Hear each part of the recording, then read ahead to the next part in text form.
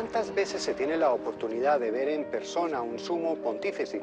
Y al tener esa oportunidad, ¿cómo puede esa persona asegurarse de que el recuerdo de un encuentro con el Papa vaya más allá de su mente? Pero salió a reunirse con la gente, a dar la bendición con quienes se han reunidos ahí. Acaba de arribar el Papa Francisco desde el aeropuerto de Fiumicino, como todo vuelo normal, por pedido expreso de su santidad, que no quiso que le habilitaran un aeropuerto especial.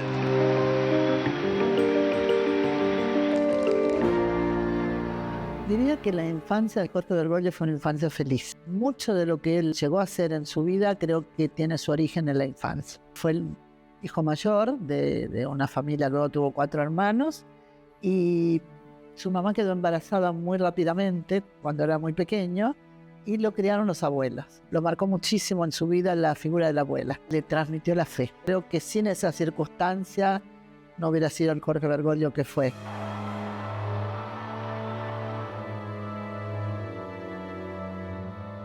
La nonna vivía con ellos y por eso también tenían asistencia muy frecuente a la Eucaristía, a las tradiciones populares que se asemejaban mucho con aquellas de Italia. Navidad, Domingo de Ramos, Semana Santa y fiestas especiales. Entonces es en el seno familiar donde esta práctica de piedad continúa y le lleva a él, durante sus años también de adolescente, a preguntarse por el sentido de su vida. Al llegar de Italia, el lugar donde se integraron fue a partir de la iglesia. Iban a un oratorio, en ese oratorio su papá conoció a su mamá, con lo cual todo lo llevó en un camino que después lo hizo llegar donde lo hizo llegar. Ognuno di noi può domandarsi, ma quali desideri brutti mi vengono spesso? L'invidia, la cupidigia, le chiacchiere, tutte queste cose che mi vengono da dentro. Questa è la sfida, liberare il cuore di tutte queste cose malvagie e brutte. La época escolar de Jorge Bergoglio, en sus propias palabras, fue muy enriquecedora. Los padres tomaron una decisión que creo que, a la luz de todo lo que pasó después, fue muy acertada. Era una familia muy católica. Él siempre decía, no nos sobraba nada, pero tampoco nos faltaba nada. Creo que podían haberle solventado una escuela privada, católica, pero decidieron mandarlo a la escuela pública. Y eso creo que para él fue absolutamente enriquecedor. Porque, claro, en una escuela católica iba a estar con niños de su misma formación religiosa, de sus mismos orígenes. Dice, no, yo me encontré en la escuela pública con que el de al lado era turco, el otro era judío. Dice, yo conviví con todo el mundo, aprendí a respetar a todo el mundo, a escuchar a todo el mundo. No estaba encerrado en una burbuja. Y creo que eso le sirvió muchísimo en su misión pastoral y todavía más cuando llegó a ser papa.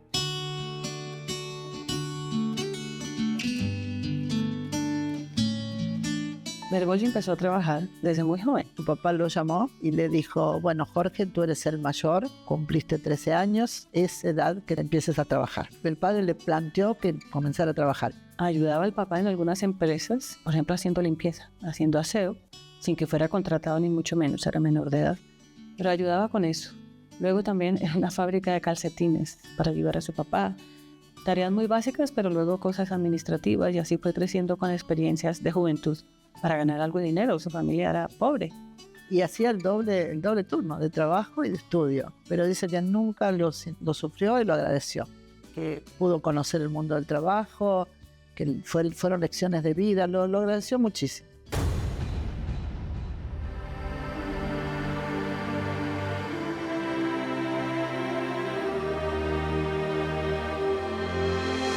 De ese joven normal que no pensaba dedicar su vida a la iglesia, pese a la religiosidad y la fe que le había transmitido su abuela y su familia, el 21 de septiembre, él había quedado en encontrarse en una estación de trenes con un grupo de amigos, entre ellos la novia. Él era una persona absolutamente puntual, con lo cual salió con tiempo de su casa y al ver que había tiempo pasa por la parroquia San José de Flores y dice, me voy a confesar. entra y se encuentra con un sacerdote que no conocía, que estaba circunstancialmente en la parroquia, y en esa confesión él descubrió la vocación religiosa. Sentí que Dios me estaba esperando. La parroquia de Flores, San José de Flores, para Francisco es su raíz, es su casa, ¿no? Es donde él escuchó por primera vez el llamado y la invitación que le hacía Jesús para ser sacerdote. Lo hizo a través de su confesionario, pero en ese lugar él sintió un llamado, una voz muy, muy potente en su corazón, que lo hizo dejarlo todo y seguir a Jesús.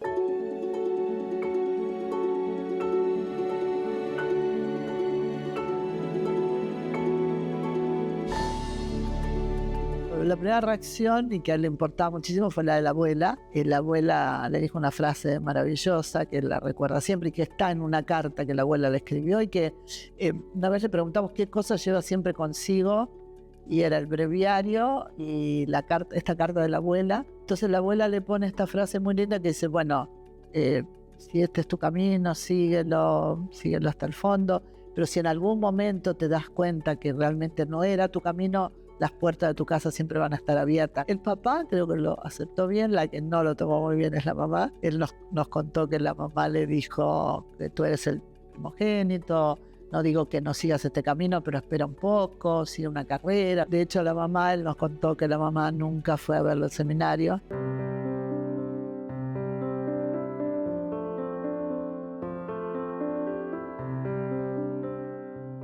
Él comenzó primero en el seminario común, pero en algún momento decidió cambiar y pasar a los jesuitas. Él toma la decisión de ingresar a la Compañía de Jesús aproximadamente al final de los estudios de filosofía que había cursado ya en Villa Devoto, en el seminario diocesano, pero que le llevan entonces a un corte para ingresar en un nuevo camino o matriz de formación religiosa, es decir, la Compañía de Jesús. Por lo tanto, empieza con los estudios del noviciado, la formación espiritual, las literaturas y humanidades clásicas, un periodo de prueba pastoral que normalmente se hacía trabajando en un colegio con adolescentes, con jóvenes, para posteriormente ingresar a los estudios de teología. La formación de la compañía es una formación muy, muy sólida, muy rígida, y ciertamente él ahí fue descubriendo sobre todo su capacidad de conducción, ¿no? Me parece que tenía un temperamento muy fuerte. Pensemos que muy joven, a los 33 años, fue nombrado provincial de toda la orden. Ahí encontraba el modelo de lo que él quería llegar a ser como hombre de iglesia. Y luego empezó a hacer carrera, empezó a enseñar en el Colegio El Salvador de los jesuitas, y llegó al máximo nivel de la Compañía de Jesús. Muy joven, muy joven. No, creo que nadie tan joven había llegado a ese cargo.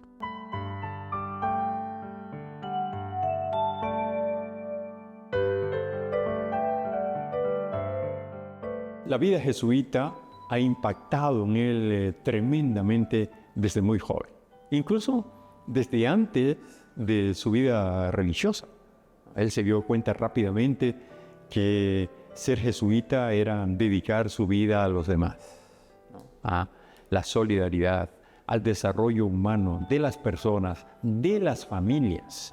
Siendo el mayor problema en América Latina y en el mundo la pobreza, él vio la posibilidad de poder ayudar, de dar una mano, ¿no? Ser solidario en la vida involucra muchísimas facetas de la vida de cada una de las personas. Francisco fue un hombre de un profundo discernimiento y de una gran oración. La espiritualidad jesuítica requiere de una oración muy, muy profunda, muy honda, y él era un hombre de oración y tenía una capacidad para discernir muy, muy fina. Entonces eso lo ayudaba a resolver tal vez problemas y problemas muy grandes con mucha agudeza y con mucha inteligencia interior, digamos, ¿no? Del corazón también.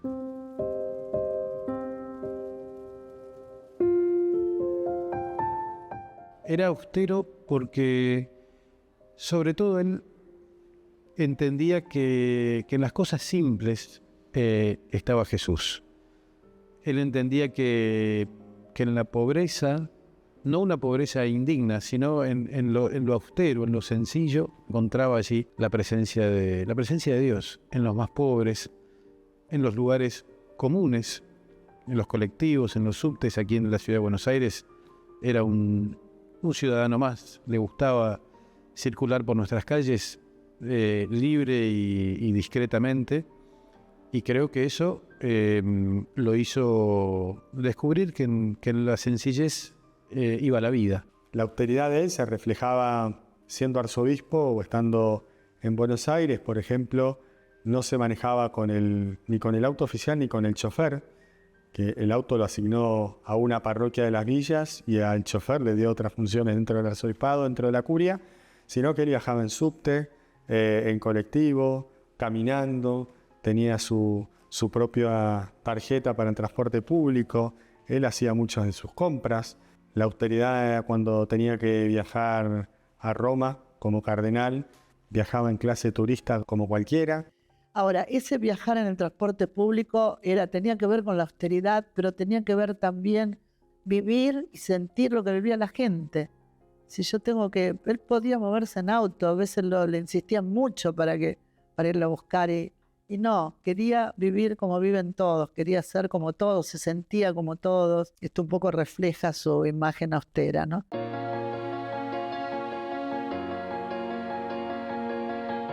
El camino de Bergoglio para ser Francisco, yo creo que fue un camino que tuvo varios hitos, varios puntos importantes.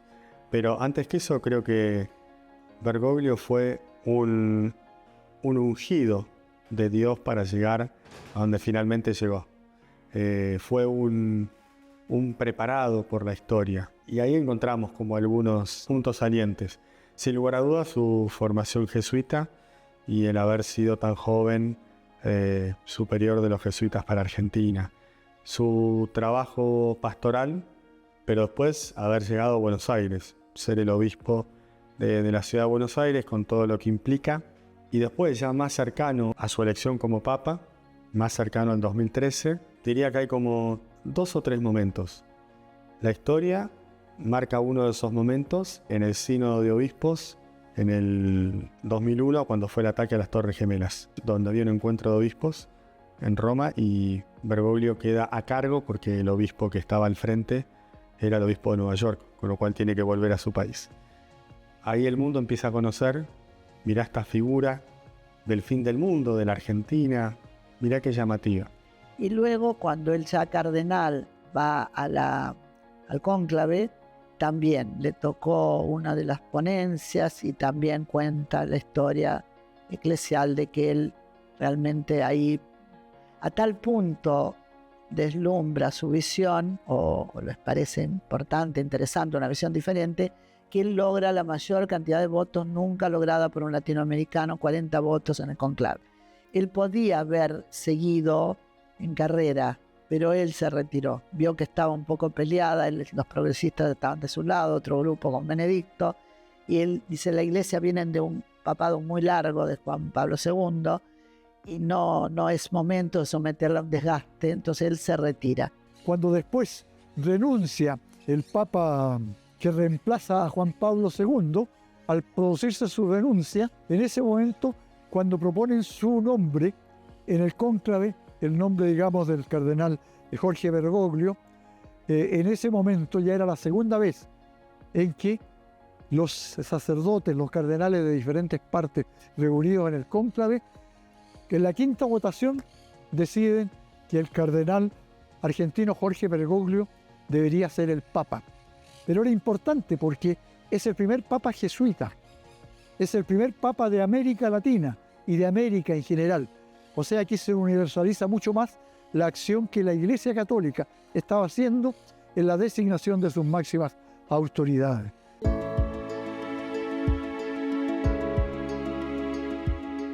Annuncio vobis gaudium magnum, habemus papam eminentissimum ac reverendissimum Dominum Georgium Marium, Sancte Romani Ecclesiae Cardinalem Bergoglio.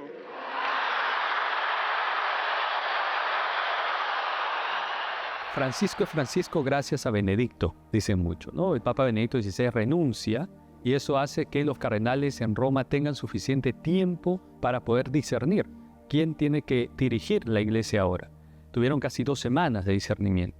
Y en ese sentido, Francisco, que era Bergoglio, que estaba ahí como cardenal, podía escuchar también cuáles eran las inquietudes, qué es lo que estaba necesitando la iglesia, qué tipo de líder, ¿no? Entonces, mientras él intervenía, mientras se conversaba, los otros cardenales iban identificando unas características de Francisco. Y yo me quedaría con 2, ¿no? Un hombre que confía en Dios, que confía en el Espíritu Santo, lo primero, siempre lo dice. Y segundo, con la suficiente valentía, y lo ha demostrado en 12 años pontificado, para sacar adelante las reformas que eran necesarias. Después de un sinnúmero de años, ven que la Iglesia Católica necesitaba fundamentalmente fortalecer, ¿no?, y luchar por el ser humano y la naturaleza. Creo que también había una expectativa muy grande con respecto a que él pudiera limpiar, digamos así, el Vaticano de algunos hechos muy dolorosos que hubo en el tiempo del Papa Benedicto, que tenían que ver con algunos hechos de corrupción, con que al Papa le habían sacado hasta documentos secretos de su dormitorio, de su escritorio. Creo que había un interés de que el Papa Francisco pudiera significar un paso adelante en una iglesia más transparente. En el momento en que es electo Papa, la iglesia estaba en un movimiento bastante complicado. Recordemos que cuando dimite Benedicto XVI estaban ocurriendo cosas en la iglesia del mundo y en la iglesia latinoamericana, como por ejemplo el tema de los abusos. Ocurrió también el tema de Batilix, que era el tema económico del Vaticano. Se necesitaba un sacerdote de una corriente que fuese frontal, que fuese directa en el trabajo de ordenar la casa. Y al momento de elegir al Papa Francisco justamente se eligen esas actitudes que tiene el Santo Padre, que es ser una persona directa, de una relación muy cordial y muy cercana con las personas que lo rodean, y también llegó a ordenar la casa. A pesar de su condición de salud, él afrontó todos estos problemas y los empezó a superar. Y entre medio además le toca una pandemia, que también fue un tremendo problema para la Iglesia del mundo. Creo que los cardenales escucharon lo que el mundo pedía, ¿no? Buscaba un papa que salga a las periferias, que llegue a la gente, una iglesia pobre para los pobres, que no sea autorreferencial, ¿no?, sino que al contrario. Entonces, Bergoglio no hablaba de él, sino hablaba de ese modelo de iglesia que se aplicaba en Buenos Aires.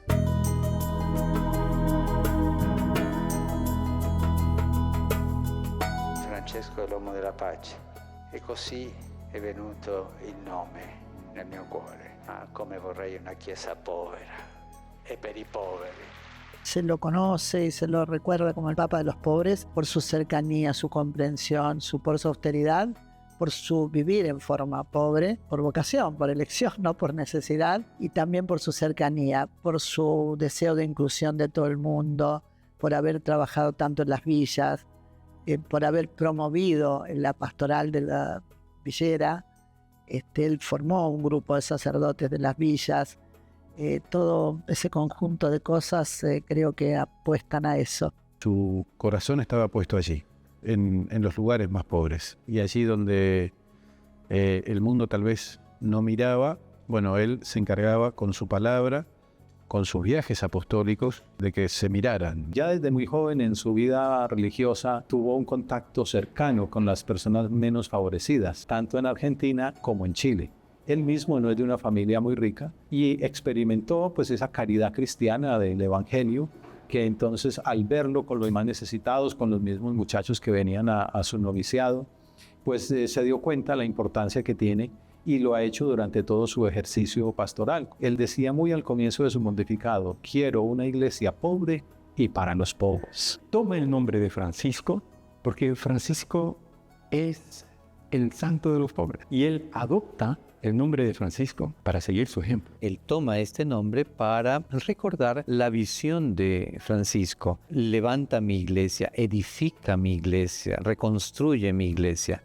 Y lo hace desde aquello que considera esencial. Una iglesia sin los pobres de las bienaventuranzas que proclama Jesús no sería una verdadera iglesia católica. Peccatori sì, tutti qui, tutti siamo. Corrotti no, cristiani corrotti, preti corrotti. Quanto male fanno alla Chiesa. al llegar al Vaticano se dio cuenta de un sinnúmero de problemas, que en el Vaticano existía la corrupción. Él lo tuvo muy claro y tuvo la valentía, ¿no?, de actuar de inmediato. Ese ejemplo se da, por ejemplo, en el tema de la lucha contra la corrupción interna, ¿no?, al solicitar investigación inmediata de las autoridades vaticanas en estos casos, ¿no?, investigaciones profundas en todo lo que tiene que ver con el manejo financiero y económico de la Iglesia Católica, no solo en el Vaticano, a nivel mundial. Pero además hizo reformulaciones dentro de orden canónico, dentro de aquellas normas que tenían siglos de la Iglesia Católica y que no habían progresado al tenor de lo que está pasando con la sociedad actual. Quizás el hecho más doloroso de la historia a lo largo de sus siglos es el tema del abuso sexual de menores por parte de clérigos, lo que ha tenido una resonancia muy fuerte y ha sido un descrédito muy grande para la Iglesia, y que el Papa Francisco, en continuidad con Benedicto y con Juan Pablo, tomó el tema y procuró de todas formas el combate contra esta verdadera plaga. In nome di Dio si ascolti il grido di chi soffre e si ponga fine ai bombardamenti e agli attacchi.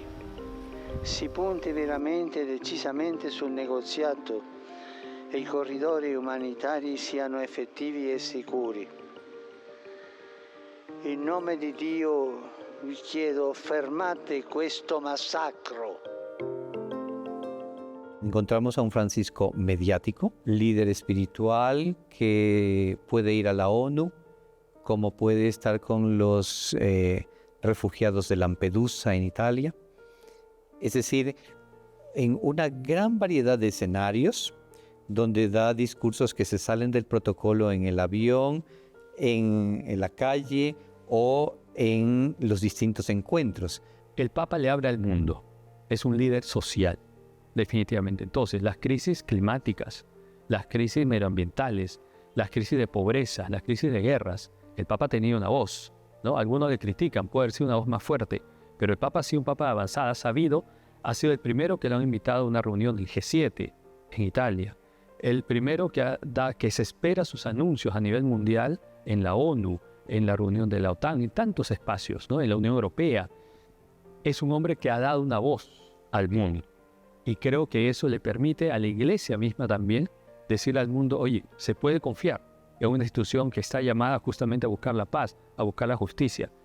Y el tema de los migrantes, al Papa eso le ha dolido profundamente, porque la humanidad ha sido indiferente. Se ha dejado de lado, no ha mirado de frente. Y el Papa nos lo puso en primera línea. Su primer viaje fue a Lampedusa, al sur de Italia, para entender por qué allí tantos migrantes entraban a Europa y morían en el mar, sin atención de los gobiernos, sin atención de la sociedad. Eso nos ha puesto en primera línea, tanto que quiso poner en la Plaza de San Pedro una gran figura de bronce hecha por un artista contemporáneo de migrantes, de todas las etnias, de todas las razas, de todas las condiciones sociales. Eso es hermoso, esa figura en la Plaza de San Pedro. Ese es un signo que va a marcar su pontificado para siempre. Allí donde hay más dolor, creo que el Papa le gustaba estar, quería estar, ¿no?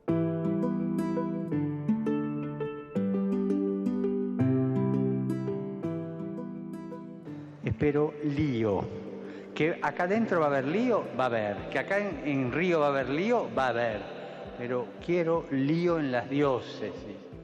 Creo que el Papa marcó un hito cuando fue a Río de Janeiro, a Brasil, en la Jornada Mundial de los Jóvenes y les gritó desde un altar, vayan y hagan lío en sus diócesis. Y creo que ahí los jóvenes, tal vez con ese lenguaje disruptivo, lo escucharon y dijeron, acá hay algo, ¿no? Acá hay alguien que nos invita a despertar y que la Iglesia somos todos, ¿no? Y algunos dicen, bueno, los jóvenes son el futuro. No, el Papa se encargó de decirles que eran el presente. Y otro detalle muy interesante es que fue un papa de las redes sociales, ¿no? Por primera vez vimos un papa, por ejemplo, en Brasil que se sacaba selfies.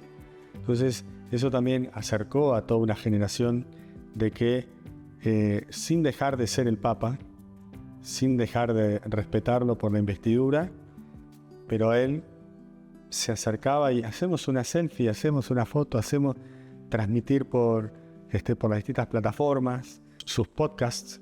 Entonces, un papa que además se esforzó y trató de hablar su lenguaje, ¿no? Ese lenguaje de los jóvenes. La gran misión del Papa Francisco, junto con los jóvenes y los demás, es salir a las periferias existenciales. Eso quiere decir salir de nuestra comodidad y acercarnos a lo que el mundo necesita. No dejen de soñar. El sueño de un pobre, ¿cómo será? No sé, pero sueñen. Sueñen que el mundo se puede cambiar.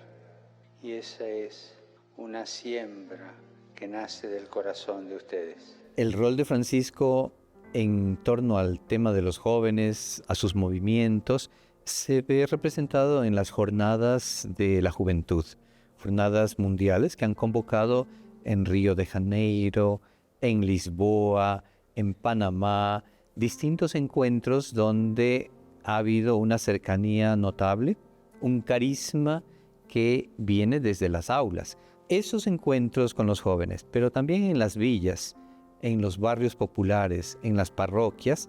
Recordemos, Francisco es multifacético. Tiene vetas de docente, teólogo, líder, párroco, de tal manera que siempre en esos ámbitos tuvo esa cercanía. Le han permitido en su pontificado tener una cercanía muy grande. Es un pontificado donde se da el sínodo de los jóvenes. De ahí resulta esta carta Christus Vivit, donde encontramos un mensaje directo a los jóvenes para abordar sus realidades, la necesidad de acompañamiento y de formación. Tiene discursos preciosos cuando visita a los jóvenes. Aquí mismo, en el Perú, le dijo: jóvenes, no se dejen robar la esperanza. A los jóvenes en Colombia, en Bogotá, les dijo: jóvenes, no quiero cumplimiento, quiero compromiso, en esos detalles.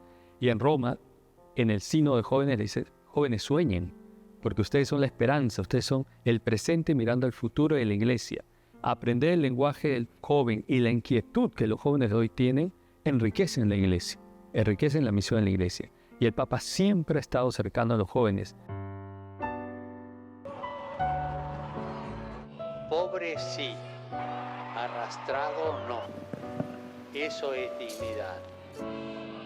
Yo creo que él cambió el estilo de ser iglesia. Su austeridad empezó a ser la austeridad de muchos, porque abre un camino en el cual tenemos que ir todos. No se entiende un papa muy austero y una iglesia pomposa, ¿no? Entonces me parece que él ciertamente cambió el estilo de ser de la iglesia. Yo pienso que el haber sido pastor desde muy joven, haber sido líder de los jesuitas, obispo de Buenos Aires, ha marcado mucho también incluso la parte de oponerse a la autoridad en esa época con quizá algunos presidentes o alcaldes que no eran como muy justos, dijéramos. Entonces él siempre ha tenido esa idea de la periferia, dice él, ¿no? Cuidar mucho a los pobres por una parte, estar atento a los más necesitados, a los que no tienen voz, ser la voz de los que no tienen voz. No encontramos en Francisco lindos discursos que no se corroboren con la realidad. Más bien es toda su vivencia la que avala que el discurso sea creíble, donde se ve definitivamente mucha honestidad, madurez para aceptar también los cambios que toda persona vive, experimenta, la capacidad también de corregir, de rectificar. Eso habla de una humildad de decir: me equivoco y por lo tanto tengo que rectificar. La transparencia, ¿no?, de Francisco, o sea, lo que piensa lo dice, ¿no?, y lo que dice hace.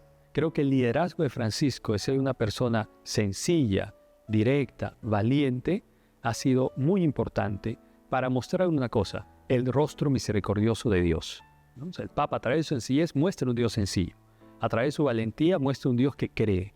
A través de su defensa de la vida, el Papa Francisco manifiesta, presenta un Jesús de esperanza, un Jesús cercano a todos, ¿no? Un Jesús como el Papa ha impulsado tanto la Iglesia sinodal, porque él mismo es un líder sinodal, ¿no? De ser capaz de escuchar a la gente y de ser capaz de romper esquemas, ¿no?, con tal de que el anuncio del Evangelio pueda llegar a todos. Entonces, la personalidad de Francisco, si me dejo entender, ha ayudado a su liderazgo, ¿no? Y ha sido así. Cuando uno mira los videos o recuerda cuando era arzobispo en Buenos Aires, era lo mismo, ¿no? O sea, ha universalizado su pastoral. ¿no? El hecho de llamar por teléfono al que vende periódicos, por ejemplo, ¿no? El hecho de que él mismo va a comprar sus lentes, que vive en Santa Marta y no en los palacios apostólicos, que ande por Roma en un auto sencillo, ¿me entiendes? Hay cosas que él, porque en Argentina lo hacía, ¿no? Iba en bus, en metro, se cocinaba él mismo. Esa sencillez creo que ha roto un falso misticismo, porque el Papa es un personaje importante, ¿no? Digamos, ungido por el Espíritu como líder, pero eso no le quita que no sea cercano a la gente. Prima che il Vescovo benedica il popolo, vi chiedo che voi pregate al Signore perché mi benedica la preghiera del popolo chiedendo la benedizione per il suo Vescovo.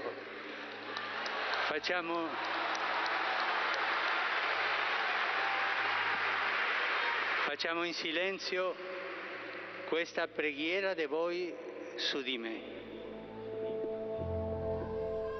El Papa llevó momentos cruciales en la vida de la humanidad. Jamás, por ejemplo, el mundo va a olvidar cuando decide con su edad aparecer ante el público en plena emergencia, ¿no? En el COVID. Cuando históricamente lo van a recordar, ingresa a la Basílica de San Pedro en pleno COVID con centenares y miles de personas muriendo en el mundo por esta enfermedad, y él, con la fuerza y fortaleza del momento, aparece para dar su mensaje de amor, ¿no? Su mensaje de la importancia de la unidad en su momento.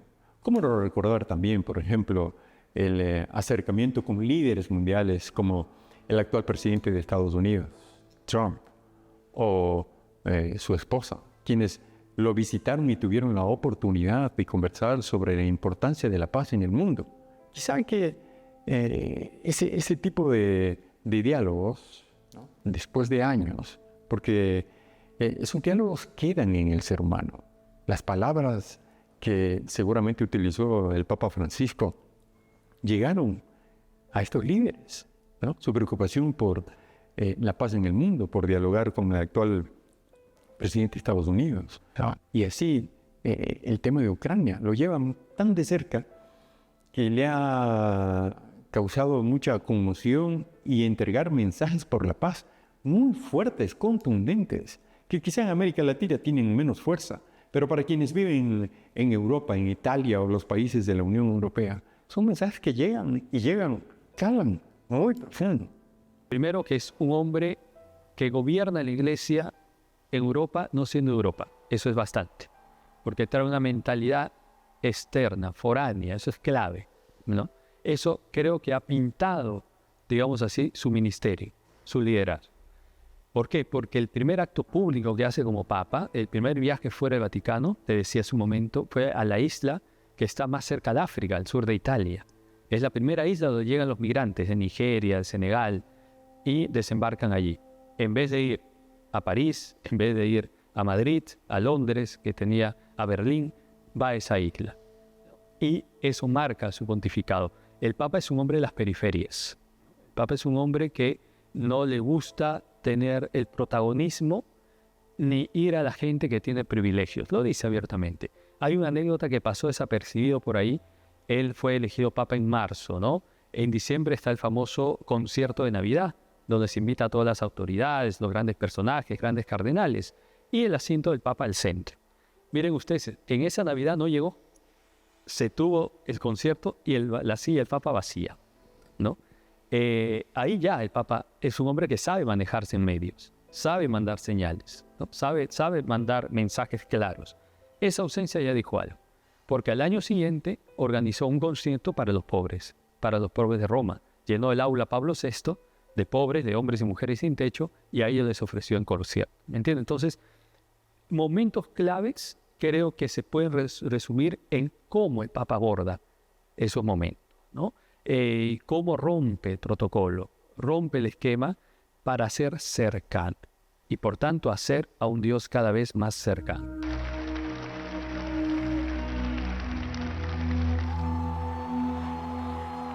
Fratelli e sorelle, buonasera. Voi sapete che il dovere del conclave era di dare un vescovo a Roma. Sembra che i miei fratelli cardinali sono andati a prenderlo quasi alla fine del mondo, ma siamo qui.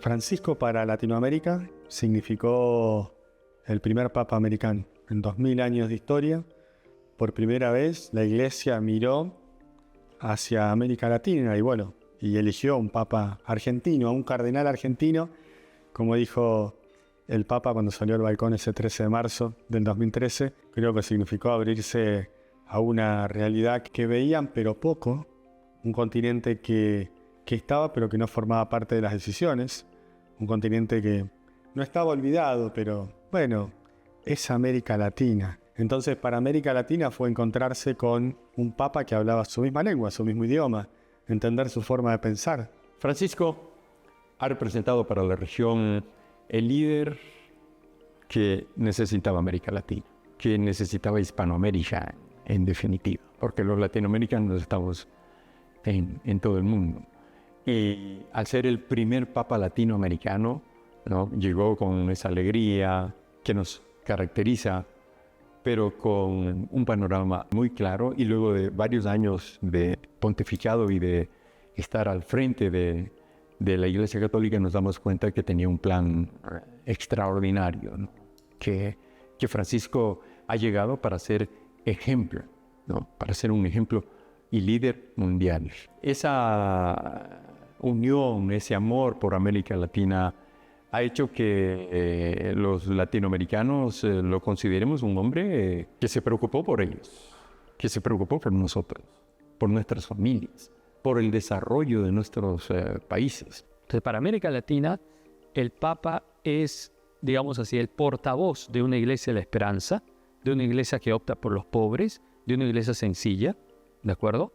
Y el Papa es para América Latina sin duda un orgullo, ¿no? Un hombre que supo llevar muy bien el mensaje de nuestros pueblos, ¿no? Habló nuestro lenguaje, ¿verdad? Nuestras costumbres, nuestras raíces. Y eso alegra al mundo entero, ¿eh? Cuando iba a Asia, cuando va a Estados Unidos, ¿no?, siendo un papa. Y la gente dice que es latinoamericano, ¿no? Qué bonito que tengamos un líder de la Iglesia Católica así, ¿no?, que lleve muy, muy bien puesto su ser latinoamericano.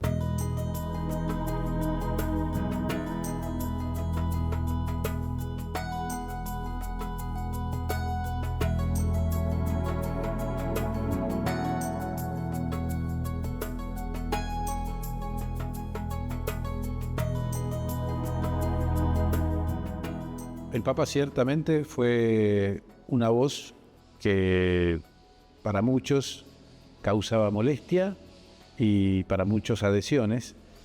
Lamentablemente creo que su figura cayó en esta grieta en la que estamos sumergidos, pero yo creo que va a ser valorado en el tiempo. Los argentinos tenemos ese virus de pasión muy fuerte que no nos permite esto que él tiene, discernir. Entonces nuestras pasiones nos traicionan un poco, pero yo creo que el tiempo va a ir poniendo a Francisco en su lugar. Su lugar en el mundo es Buenos Aires. Él dejaba de lado sus preferencias. Seguramente amando como ama Argentina, sintiéndose profundamente argentino, siendo Buenos Aires su lugar en el mundo, lo primero que hubiera querido era volver a Buenos Aires. Es lo que postergó. Dijo, no tengo que hacer lo que yo quiero, yo no estoy acá para hacer lo que quiera. Y acá quiero decir esto, va más allá de la religión, creo, tiene un problema de personalidad, porque él hubiera querido ser médico de no ser sacerdote.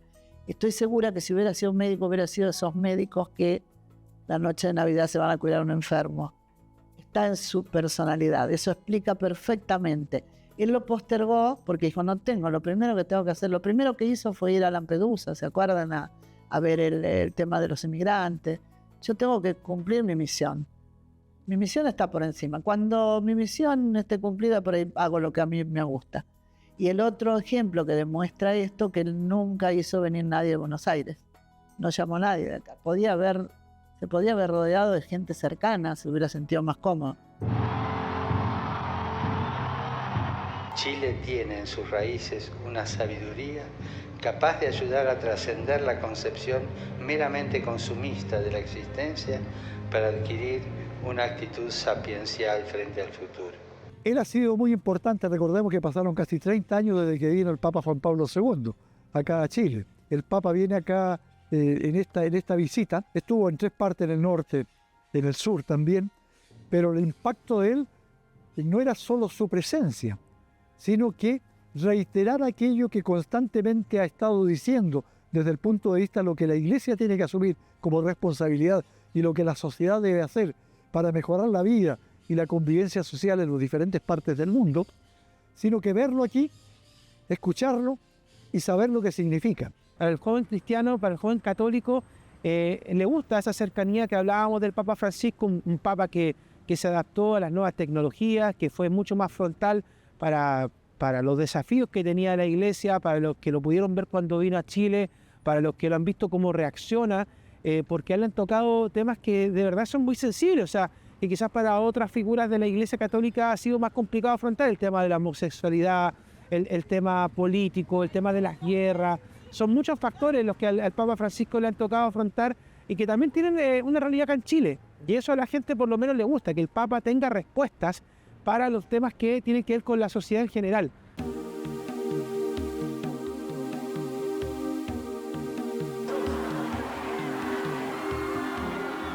Toda la Colombia que quiere crecer y seguir desarrollándose. Esa Colombia que nos necesita a todos y que los mayores se la debemos a ustedes. Su llegada a Colombia en el 2017 transformó el país. Fueron 6 días absolutamente gloriosos. No hubo violencia, no hubo asesinatos, no hubo rebeldías, se prometían unas marchas, no hubo nada de eso. Hubo como un ambiente de felicidad, de mucha tranquilidad.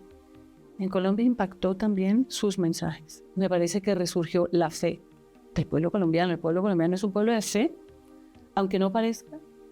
La base del pueblo colombiano es piadosa, es rezadora, aunque no tenga la cultura religiosa profunda, ¿no? Colombia en concreto ha recibido pues el regalo maravilloso de una visita a varias ciudades y eso sí que forma parte de un legado que para nosotros es muy importante. Por ejemplo, la llamada a la reconciliación. Todos recordamos ese paso por Villavicencio, donde acogió a las víctimas, donde invitó a que se perdonara y a que construyamos la paz entre todos. Para mi gusto es quizá el más importante, pero bueno, también en Bogotá invitó a los jóvenes, invitó a todo el pueblo bogotano ahí en la misa, en la plaza, en el Parque Simón Bolívar, donde decía que rememos mar adentro, ¿no? que vayamos todos juntos a construir un nuevo país. Y en Cartagena, ese llamado a la solidaridad con la figura de San Pedro Claver, el esclavo de los esclavos, ¿no? Invitándonos a todos a que formemos un tejido, una fraternidad muy grande. Pero hay un legado quizá más importante todavía, que es el de la santidad, el recordarnos a todos que todos estamos llamados a ser santos. Y entonces lo hizo beatificando allí en Villavicencio a 2 mártires también de la violencia, al obispo José Jaramillo y al mártir de Armero, al padre Pedro Ramírez. Poco tiempo después beatificó a la madre Duque, Berenice Duque, en Medellín, pues la hizo beatificar. Y lo más importante es la Madre Laura, la canonizada Madre Laura, la primera y de momento única santa colombiana, donde el Papa fue de las primeras cosas que hizo también en sus primeros años de pontificado, elevarla y pues al solio de los santos, poniéndola como ejemplo de ese encontrar a Cristo en los más necesitados.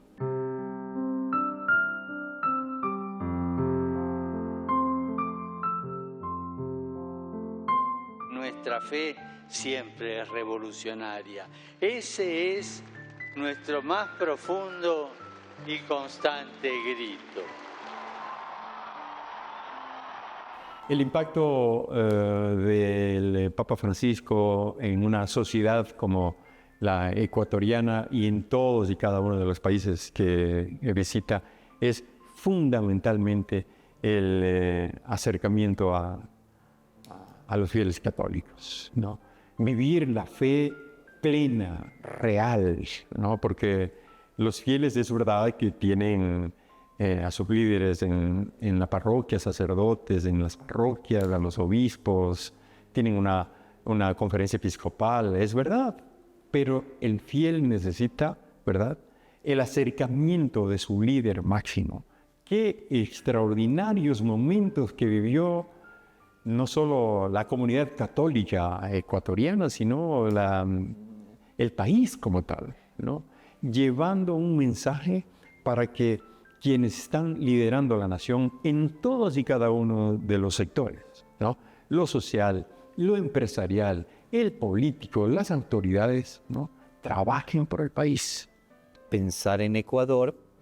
Ecuador es un país, como Francisco lo mencionó en su visita en el Santuario del Quinche en el año 2015, un país que pide la bendición. Y él siempre pide al final, recen por mí. Es un tema de espiritualidad profunda, donde queremos ser bendecidos. Por lo tanto, ya hay una aceptación de ese mensaje porque es bendición. Por lo tanto, no solo una visita pontifical, sino cualquier mensaje, invitación, viene ya predispuesta desde una aceptación de que esto es bendición para el pueblo ecuatoriano. En Uruguay la figura de Francisco es importante en cuanto que es un vecino muy cercano. Uruguay y Argentina somos hermanos muy especiales dentro de Latinoamérica. De algún modo Argentina muchas veces juega de hermano mayor y Uruguay de hermano menor. Tenemos la misma constitución, digamos, de la influencia española, obviamente, por haber sido colonia, pero después de una inmigración italiana fortísima que marcó mucho los dos pueblos. Y todo eso crea que haya una cultura común. Creo que el Papa Francisco, que toma mate y que habla en rioplatense porteño, es muy cercano a los rioplatenses de este lado.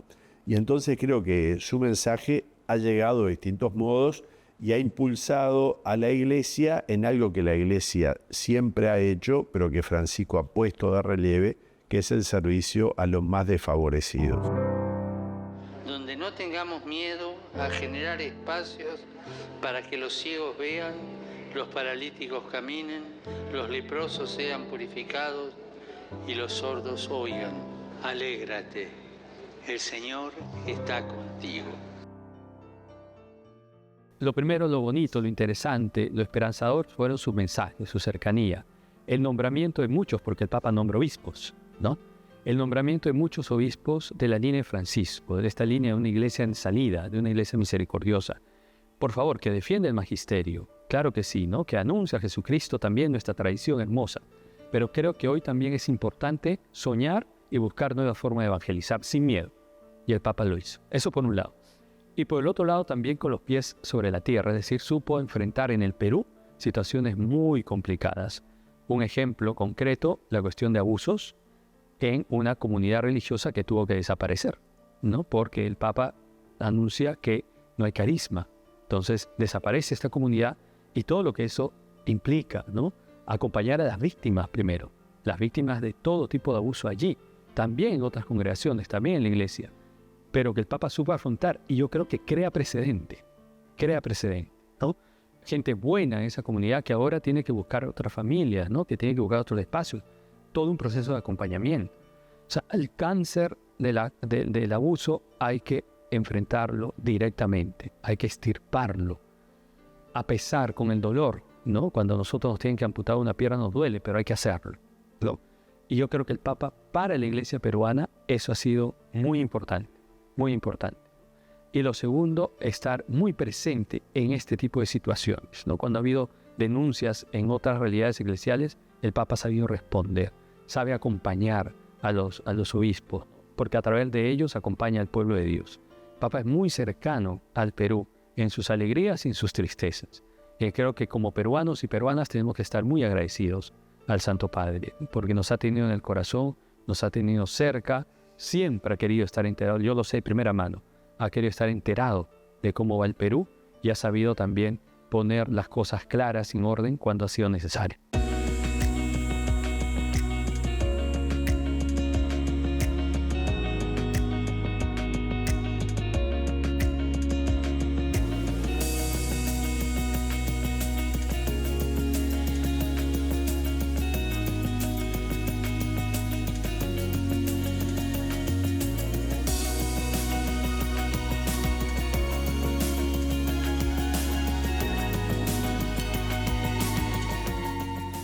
El legado del Papa Francisco es una iglesia atenta a las necesidades de la gente. Una iglesia que no puede estar indiferente a lo que le pasa a la gente. Una iglesia metida, caminando con el pueblo de Dios. Y creo que ese es el legado más lindo de Francisco, porque nos mete de lleno en la vida. Tengo el profundo convencimiento de que la iglesia después de Francisco no va a ser la misma. Él generó un profundo cambio cuyos alcances se van a ir viendo con el tiempo. Su iglesia es absolutamente inclusiva, transparente, abierta al mundo, universal, dándole más importancia al rol de la mujer. Es una iglesia diferente, una iglesia que marcó un camino en el que creo que no se va a volver atrás. El Papa Francisco es un legado muy amplio desde el principio, esa apertura, esa llamada a que todos estamos convocados a entrar por esa puerta del corazón de Jesús, que Dios nos busca a todos nos perdona. Ese ha sido un mensaje que ha sido muy bien recibido por todas las personas. Entonces el Papa es un gran ejemplo para todos y todas en el sentido de la tolerancia, en el sentido de la aceptación, en el sentido de la cercanía y del acompañamiento cuando uno está en situaciones complejas. El legado del Papa Francisco para mí fue su liderazgo global, un Papa que se metió de lleno en los asuntos del mundo, no importaba si eran con países del primer mundo o un país pequeño, él estaba presente, si no era en persona era de manera directa. Entonces, un Papa comprometido con todos los temas globales, un Papa preocupado porque sobre los últimos años de su pontificado vio que el mundo iba a una tercera guerra mundial de a pedacitos y no nos estábamos dando cuenta. Creo que eso para él fue un gran dolor, ver que en algún punto el mundo no había aprendido ni de la Primera Guerra ni de la Segunda Guerra Mundial y estábamos de vuelta en una tercera guerra mundial. Él habla mucho de que estamos en una guerra mundial a pedacitos, porque los que venden armas, los que venden el petróleo, hay gente muy poderosa que son los que han sido como sus enemigos, pues están empeñados en que no haya paz. Y él trata de llevar esa paz de Cristo a todos los rincones del mundo. El documento que nos deja el Papa Francisco realmente es un ejemplo para la humanidad en lo que tiene que ver a la lucha por la defensa de la naturaleza. Recordemos que somos un continente verde y necesitamos involucrarnos en este tipo de ejemplos, y más aún si se trata del Papa Francisco. Todo lo que tiene que ver con la causa ecológica, el cuidado de la casa común como un futuro para las generaciones, es un legado indiscutible. Que hoy nos planteemos a pensar lo que consumimos y cómo eso puede afectar no solamente nuestra vida, sino la marcha del planeta, son cosas sumamente importantes que siempre se van a recordar. Entonces nos deja un gran ejemplo en lo que tiene que ver a consolidar su trabajo por que esta Iglesia Católica institucionalmente cada día sea mejor, un ejemplo para la humanidad. Él siempre se preocupó por hacerle sentir al otro el amor de Dios Padre, ¿no? De que la iglesia está abierta a todos, de que la iglesia no es solo y únicamente el obispo o el sacerdote o el templo. La iglesia somos todos los bautizados y que todos somos responsables de hacer sentir mejor, acompañar, estar presente en los momentos más dolorosos, en los que están excluidos, con los pobres, los homosexuales, los que sufren, los que han perdido, los que no saben, los que quieren volver y no se animan. Entonces él creo que también ahí, abrió el juego y dijo, en la iglesia somos todos.